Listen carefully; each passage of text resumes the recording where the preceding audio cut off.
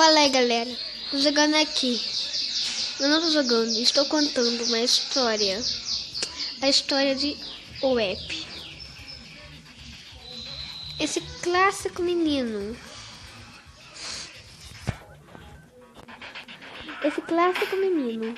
Ele parece ser sério. Só sofrendo de depressão. Mas até esse óculos que ele usa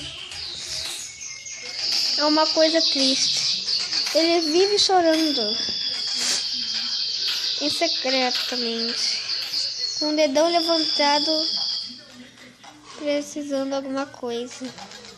Ele só quer uma carona ir para casa, mas todo mundo acha ele raivoso. Por isso, ele se entregou a trabalho.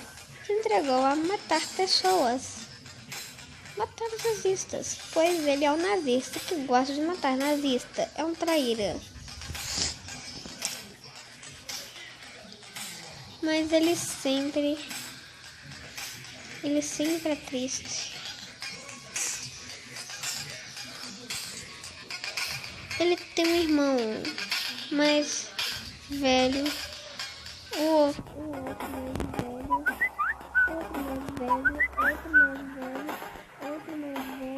Esse, na verdade, é o pai. Esse aqui é o tio dele. E esse daqui é a mãe dele. Olha só. Com muita pouca vida ele vive. Então, por isso, ele não é uma pessoa de verdade. Ele abriu mão dos compromissos.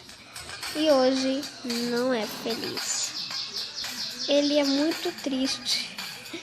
Ninguém consegue ver ele chorando por causa dos seus óculos. Ele anda por Minecraft triste. Seus irmãos em casa. Olha só. Seu pai, seus irmãos, sua mãe, todos em casa.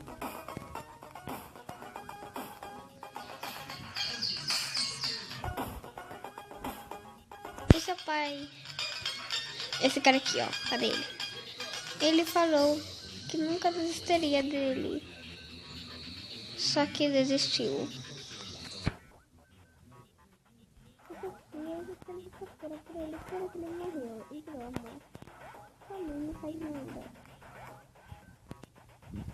Ele